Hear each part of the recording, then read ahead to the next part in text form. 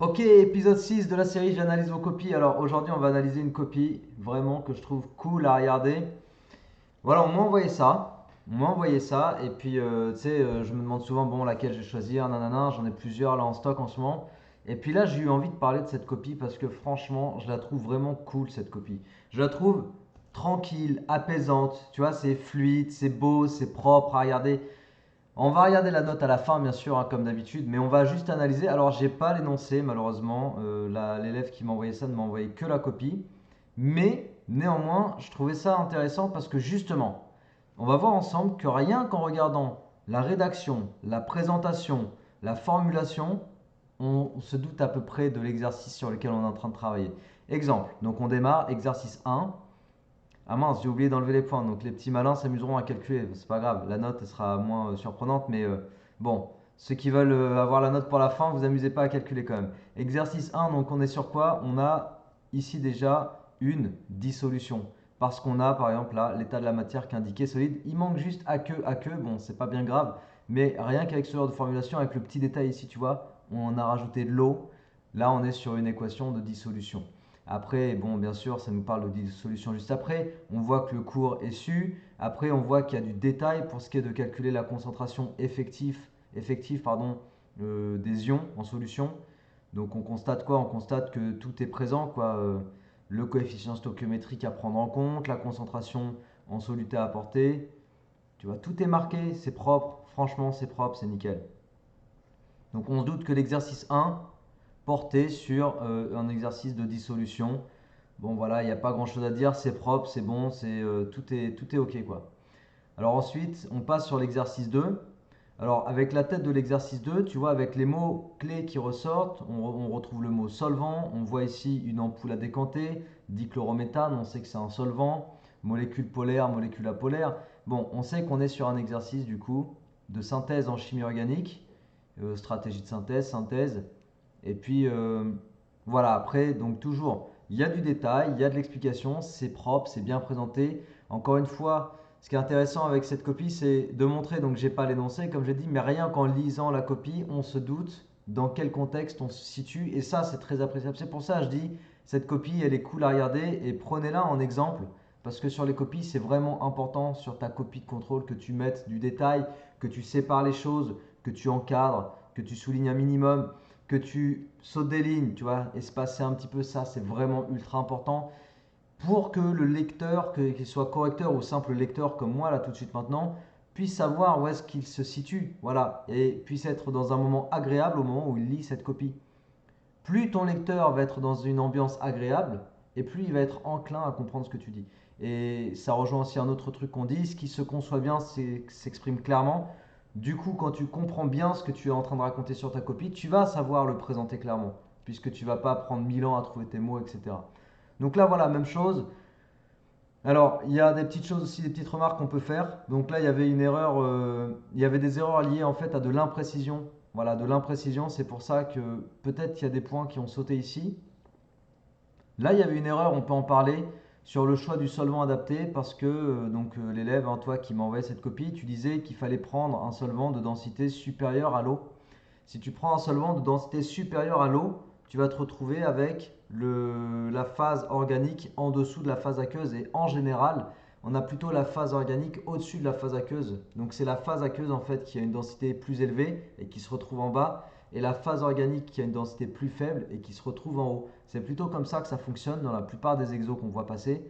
Et du coup, c'était un petit peu dangereux de mettre cette phrase. C'est pour ça que ça a été barré et qu'on t'a indiqué non. Donc après, a priori, le choix de ton solvant n'était pas compatible. Et bon, ton schéma était compatible par contre avec ce que tu avais dit au-dessus. Donc là, pareil, les amis, quand vous avez quelque chose qui est cohérent, quand vous avez un déroulé cohérent sur un ensemble de questions, vous allez prendre des points de cohérence. Ça, les profs vous le disent en général. Et c'est ce qui s'est passé ici. D'ailleurs, c'est ce que le prof ou la prof a indiqué. Erreur de choix de solvant, schéma faux, mais cohérent.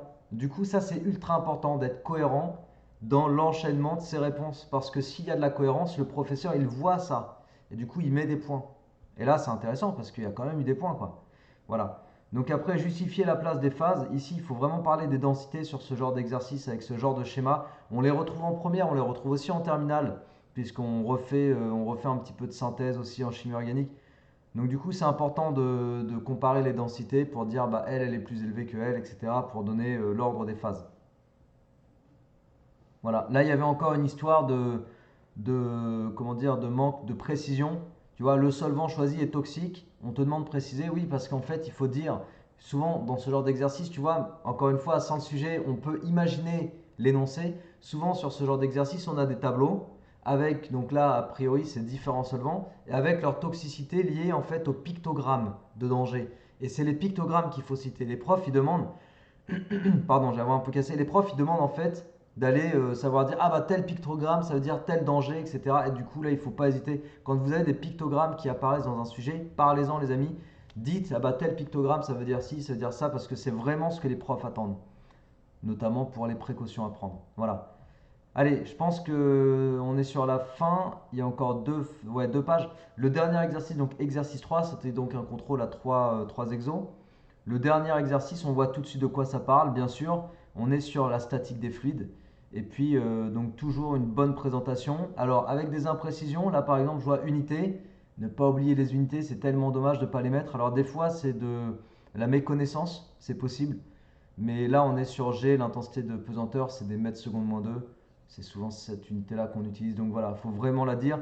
Dommage de ne pas avoir cité aussi le nom de la loi. Voilà, le principe fondamental de la statique des fluides, là, qui est utilisé ici. Donc après ça, je ne peux pas trop savoir pourquoi cette remarque, parce qu'il aurait fallu que je vois précisément la question pour le coup.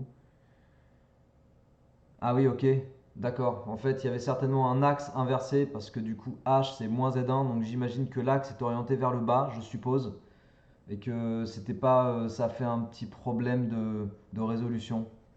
Voilà, parce qu'on était censé trouver un Z1 négatif, semble-t-il. Rien qu'en voyant ça, pareil, je peux deviner qu'on avait certainement un schéma avec l'axe Z orienté vers le bas. Je peux me tromper, mais a priori c'était ça, certainement. Voilà, comparaison de valeurs. Alors la comparaison qui a été faite de façon ultra propre en faisant un rapport, c'est nickel. Parce que des fois on demande aux élèves de comparer les valeurs dans un énoncé, dans une question, et les élèves se contentent de dire, certains élèves se contentent de dire, bah elle est plus petite que elle ou elle est plus grande. Mais c'est pas ça en fait qu'on attend. Quand on demande en physique chimie une comparaison, c'est sous forme de rapport pour dire lui c'est tant de fois plus que lui ou inversement tant de fois plus petit, ou bien de dire comme c'est le cas ici, c'est environ égal à 1, donc du coup les valeurs sont très proches. Voilà, encore une unité ici, mais ah ouais, c'est une distance. Ouais, dommage qu'il manque l'unité. Il y a peut-être des points qu'on sautait sur les unités. Et puis, bon, bah, la fin, nickel. Pareil, ce que je voulais dire sur la fin. La loi de Mariotte, ici, elle a été citée. Alors, dommage d'avoir cité. Bon, c'est très bien d'avoir cité la loi de Mariotte ici, mais encore une fois, dommage de ne pas l'avoir citée dans le début de l'exercice. La loi, le principe fondamental de la statique, des fluides. Ensuite, il y avait un autre truc que je voulais dire. Voilà. Ce que j'avais constaté aussi en regardant la copie, c'est que j'aime bien quand une question démarre par calcul de ceci, calcul de cela. C'est-à-dire que l'élève indique ce qu'il va faire. Je trouve ça super important. Bien sûr, moi, je ne le mets pas dans mes vidéos d'exo parce que quand je fais une vidéo de correction, il faut que ça aille vite. Mais en contrôle, ça fait partie des choses à mettre pour structurer en fait la réponse. C'est vraiment ultra bien d'avoir ça parce que j'enclenche la question 4 et je sais qu'on va chercher le volume des poumons. Donc on va être sur la loi de Mariotte. J'enclenche la question 5 et je vais retrouver la formule de la force. Voilà, F égale P fois S. Calcul du nombre d'éléphants, donc je sais que là, on me demandait de faire une comparaison, si c'était des éléphants, qui ceci ou cela, tu vois, je peux deviner la question parce que je sais ce que je fais, je sais où est-ce que je me situe, dans quoi je me situe, et c'est vraiment appréciable encore une fois. Donc, j'ai voulu faire l'épisode 6 avec cette copie parce que je trouve qu'elle est vraiment jolie, tranquille, ça fait plaisir de lire une copie comme ça, et donc on va voir la note ensemble. Bon, tu t'imagines que c'est une bonne note, évidemment. Tu t'imagines que c'est une bonne note et c'est pas surprenant. Voilà, 15,5 sur 20. Donc on est sur quelque chose de vraiment cool. Quelque chose qui permet de se construire des bons petits dossiers, des bons petits bulletins pardon, de trimestre en première pour enclencher ensuite la terminale derrière ça et préparer un bon Parcoursup parce que évidemment quand tu es en première, il faut vraiment avoir un bon dossier dès la première, sinon c'est trop juste quoi de construire ton dossier en terminale. Donc une note qui va vraiment bien avec la copie. Aucune surprise et c'est pas surprenant du tout. Voilà, donc merci de m'avoir envoyé cette copie, ça fait plaisir. N'hésitez pas les amis à m'envoyer vous aussi vos copies, j'en ai quelques-unes en stock, mais si j'en ai beaucoup plus, ça me permet vraiment de choisir les copies les plus intéressantes.